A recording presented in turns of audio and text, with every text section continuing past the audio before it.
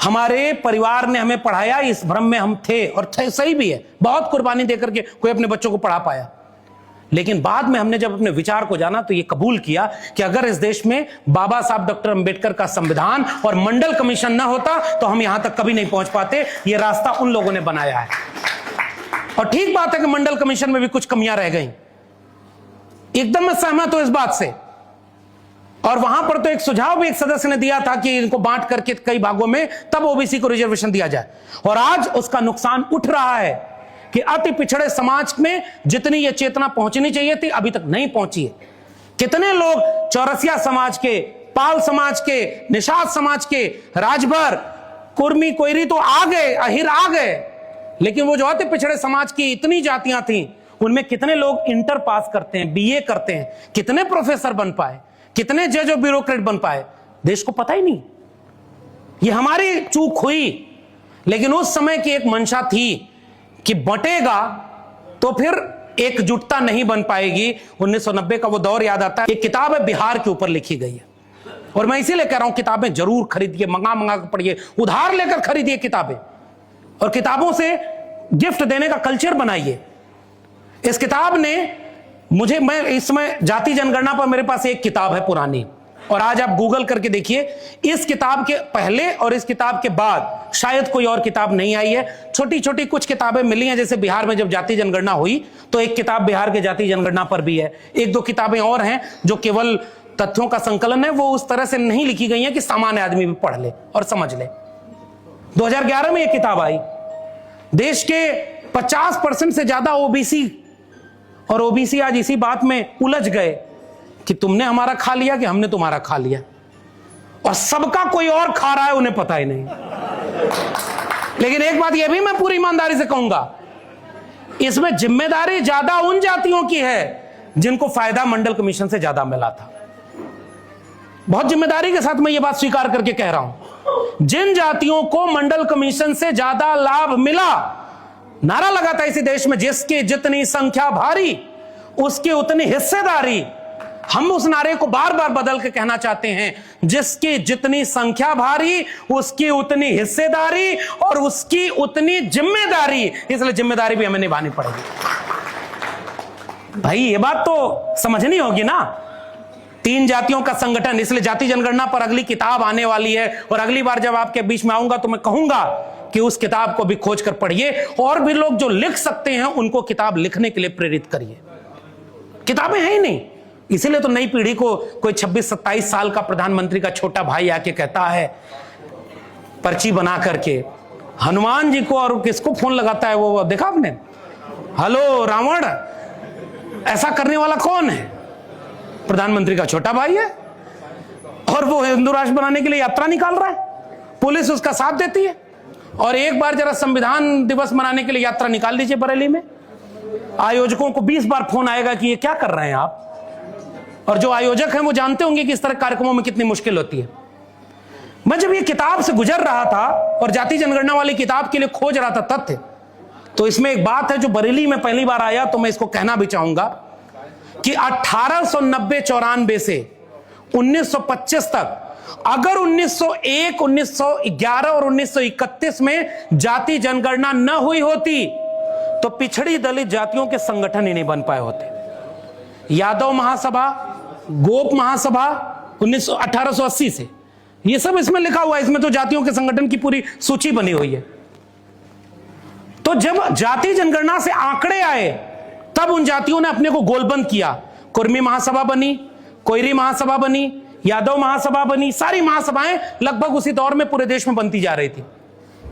और यह किताब हमें बताती है कि जब वो महासभा बनी तो एक सवाल कर रही थी, हमारे पास जमीन कितनी, जमीन की बात आप हमारे पूर्व के वक्ता ने कही, चले गए लग रहा है, हाँ, तो इन्होंने बहुत अच्छी बात कही कि जमीन का अगर आंकड़ा नहीं आएगा तो हिस्सेदारी का सवाल मजबूत कैसे होगा।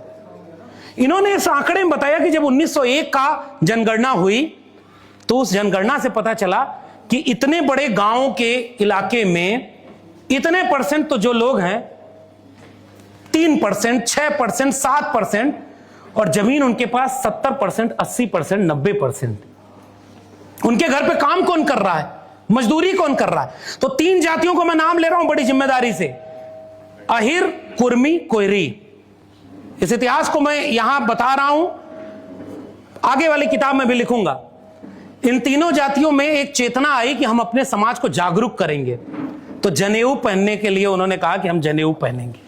भाई हम उनसे छोटे किस बात के लिए?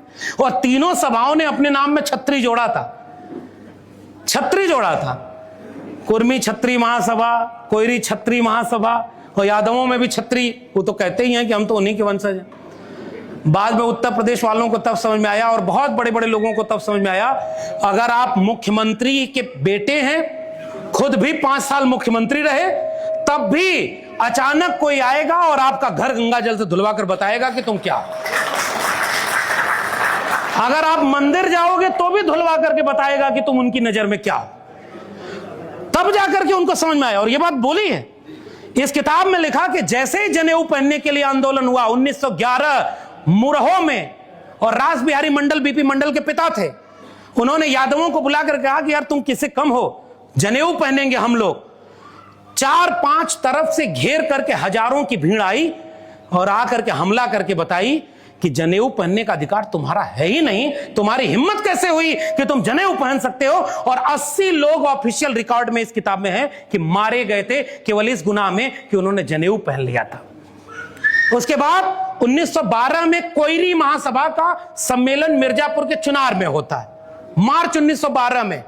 और कोयरी महासभा भी कहती है कि ये हम खेत में काम करने वाले किसान लोग, मेहनतकश लोग, हम जनेऊ क्यों नहीं पहनेंगे। और जब उन्होंने जनेऊ, और उसके बाद कुर्मी महासभा 1908 के बाद से अपने हर सम्मेलन में शपथ दिलवाती थी, और ये सारी महासभाएं शपथ दिलवाती थी कि हम ये मरने के बाद ये संस्कार होता है इसमें नहीं जाएंगे, हम जो है इसमें अपने पुजारी और अपने पुरोहित बनाएंगे, हम उनके खेत में गुलामी और बेगारी करने नहीं जाएंगे, और हम किसी से कम नहीं है, हम भी जनेऊ पहनेंगे और पहनाएंगे। सबके ऊपर हमला हुआ था, मारे गए थे लोग। पुराने लोग जो इतिहास जानते हैं, रमाकांत ठाकुर जी बैठे हुए हैं और इन्होंने बहुत शानदार अध्ययन इस पर किया हुआ है। 100 साल बाद जब मैं सोचता हूं तो कहता हूं क्या बदला। आज वही तीनों जातियां, उन्होंने भी कुछ तो गलतियां की। 1933 में एक संगठन बना त्रिवेणी संघ, एक अहिर, एक कुर्मी, एक कोयरी, तीनों ने मिलकर के कहा कि हम सब त्रिवेणी संघ बनाएंगे। और त्रिवेणी संघ का नारा क्या था? जिसमें समता, त्रिवेणी संघ, और फिर आज बाद में अर्जक संघ, महामना राम स्वरूप वर्मा और जगदेव प्रसाद कुशवाहा, जिसमें समता की चाह नहीं वह बढ़िया इंसान नहीं, समता बिना समाज नहीं, बिन समाज जनराज नहीं, ऊंची जात की क्या पहचान, गिट पिट बोले करे न काम, छोटी जात की क्या पहचान, करे काम और सहे अपमान। ये नारे बने थे उस समय, हम काम भी करें और अपमान भी सहें। और उस सारी लड़ाई को आगे बढ़ा करके अर्जक संघ वहां संसोपा ने बाधी गांठ, पिछड़ा पावे 100 में 60। तो बाद में जगदेव बाबू के नेतृत्व में नारा आगे बढ़ा कि 100 में 90 शोषित हैं, शोषितों ने ललकारा है, धन धरती और राजपाट में 90 भाग हमारा है, 10 का शासन 90 पर नहीं चलेगा। ये 1960-70 का इतिहास बता रहा हूं, और आपने उसको अपने पर्चे में भी लिखा है इस नारे को। अब मैं वर्तमान के कुछ सवाल करके अपनी बात को खत्म कर रहा हूं। आज जाति जनगणना नहीं हो पा रही है, सरकार ने कहा है कि हम कराएंगे। जब जाति जनगणना बिहार में हुई, बिहार में जब जाति जनगणना हुई तो देश के जिल्ले इलाही वजीर आजम, उन्होंने कहा कि मेरी नजर में कोई जाति होती ही नहीं, एक जात होती है गरीब और एक जात होती है अमीर। 2024 में भाषण है उनका कि कोई जात होती ही नहीं। उत्तर प्रदेश के मुख्यमंत्री का भाषण है, जात की बात करने वाले हिंदुओं को बांटते हैं। बिहार, महाराष्ट्र में देश के परिवहन मंत्री हैं, उनका भाषण है, जो करेगा जात की बात उसको मारूंगा कस के। उनके नेताओं के भाषण है, और सब कहते थे जाति जनगणना से समाज टूट जाएगा, बंट जाएगा, बिखर जाएगा, जातिवाद फैल जाएगा। अचानक पुलवामा में हमला, पहलगाम में, देश इंतजार कर रहा है कि देश के ऊपर खतरा, और कैबिनेट की बैठक से आ रहा है प्रस्ताव कि अगली बार हम जाति जनगणना कराएंगे।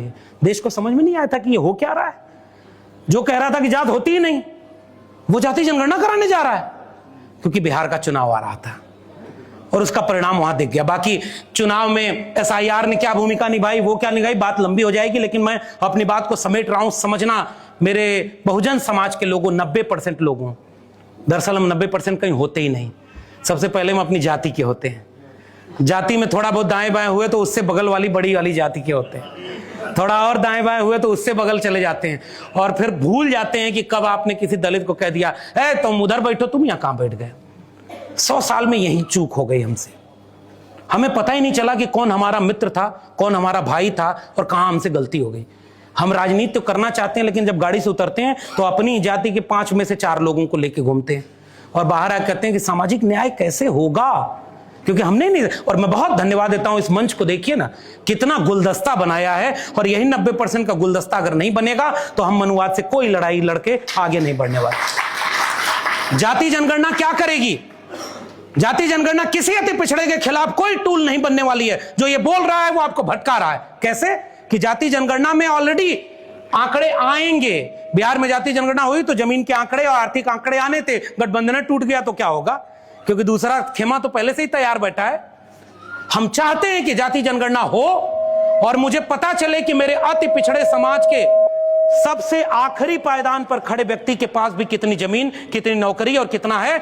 उस आखिरी अति पिछड़े समाज के पायदान पर खड़े व्यक्ति को भी न्याय मिलने का अगर कोई रास्ता है तो वो जाति जनगणना ही देगा, और दूसरा कोई रास्ता नहीं। झगड़ा अगर लकड़ी का लकड़ी से हो तो कुल्हाड़ी को वोट नहीं दिया जाता। यह बात हमें गांव-गांव समझाने की जरूरत है। और कुल्हाड़ियों ने जंगल में लकड़ियों को काटने के वक्त भी लकड़ियों को यह समझाया कि तुम हमारा साथ दो, क्योंकि कुल्हाड़ी में की बेंट में जो लकड़ी लगी है वो भी तो तुम्हारी जाति की है। इसलिए जब भी चुनाव यूपी बिहार में आएगा तो वो कुल्हाड़ियों की तरफ से भी लकड़ी का बेंट आपकी जाति का उछाला जाएगा। लेखपाल भर्ती हुई, 27% आरक्षण, 18% मिला। कौन बोला? समाज में कोई आंदोलन आया? इसलिए बड़ी लड़ाई लड़ने के लिए बड़ी एकजुटता बनानी होगी, और हमें अपनी कुछ कमियों को स्वीकार करना होगा। जाति जनगणना केवल पिछड़ों की गिनती नहीं, जाति जनगणना में हर एक व्यक्ति की गिनती होनी चाहिए। जाति जनगणना अगर 1901, 1911 और 1931 में नहीं हुई होती तो जातियों की गोलबंदी कभी हो ही नहीं पाती, और जातियों की गोलबंदी नहीं होती तो उनको हिस्सेदारी नहीं होती। वक्त बहुत ज्यादा लेना उचित नहीं है। इसमें एक आंकड़ा दिया हुआ है, जब त्रिवेणी संघ बना था तो चार्ट बना हुआ है, और इस चार्ट में बताया कि 1937 के पहले बिहार में अगर विधानसभा में 100 लोग चुने जाते तो 99 लोग 10% आबादी के हुआ करते थे। 10%, 99%। और उसके बाद 1937 के बाद जब 31 की जनगणना के आधार पर त्रिवेणी संघ और अर्जक संघ बना, समाज में आंदोलन मजबूत हुआ, तो 1945 तक जाते जाते पार्षद वाले चुनावों में 50% तक हिस्सेदारी SC, ST और OBC की बढ़ गई थी। अगर आंकड़े नहीं होंगे तो हिस्सेदारी की लड़ाई नहीं होगी। इसलिए जाति जनगणना दरअसल एक बड़ी लड़ाई के लिए एक्सरे है बस। जाति जनगणना से कुछ नहीं बदलने वाला। जाति जनगणना से केवल आंकड़े मिलेंगे। आप बीमार होते हो, पहले जाते हो, भी बहुत सारे डॉक्टर साहब लोगों का पोस्टर बैनर बगल में लगा हुआ है, अपने समझ के लोग जुड़े हुए हैं। एक्सरे होगा तो पहचान में आएगा कि माथा में दर्द है, कि किडनी फेल है, कि क्या क्या दिक्कत हुई है। अगर एक्सरे नहीं होगा तो इलाज किस बात का होगा? इसलिए हम ये चाहते हैं कि जाति जनगणना के बिना अति पिछड़े समाज का भला करने के लिए कोई दूसरी पॉलिसी हो तो बताई जाए, और अगर नहीं है तो सब लोग सजग होकर के गांव-गांव जाति जनगणना के लिए जागरूकता पैदा करें। हर व्यक्ति उसको जोड़े। 2011 में जब जाति जनगणना हुई तो जो 3743 जातियां मंडल कमीशन में लिखी थी उसको कई लाख में गिन दिया गया, और कहा गया कि कई लाख जातियां, क्योंकि जातियों और उपजातियों का फर्क मिटा दिया गया, आंकड़े में हेरफेर कर दिया गया, और कहा गया इससे कोई डाटा का इस्तेमाल ही नहीं हो सकता। जाति जनगणना होगी तो पता चलेगा कि देश के 45 विश्वविद्यालयों में कितने SC, ST, OBC के वाइस चांसलर बैठे हैं। देश में ब्यूरोक्रेसी में 90 लोग अगर हैं देश चलाने वाले, तो केवल 3 OBC हैं। मैं चाहता हूं कि इस देश में ये सवाल अति पिछड़े समाज और पिछड़े समाज के लोग पूछें कि 2012 तक उत्तर प्रदेश में 86 में 56 SDM, 15 में कहां बने थे यादव। आज तक 8 साल सरकार रही है वर्तमान की, आज तक उन्होंने एक बार आंकड़े दिखाया क्या कि यादवों ने कितना % सीटें 86 में 56 एसडीएम यादव हुए क्या? लेकिन आज भी गांव में चले जाइए तो लोग बोलेंगे कि उस समय तो सब यादव ही ले लेते थे। तो यादवों ने गलती भी की कि उसका जवाब नहीं दिया समय पर, और दूसरे लोगों ने भरोसा कर लिया। भरोसा क्यों ना करें? अगर खाई होगी समाज में तो कोई भी झूठ बोल करके आपको खाई पाटना किसकी जिम्मेदारी है? हमारी। हमें अब नाक छोटी और दिल बड़ा करना होगा।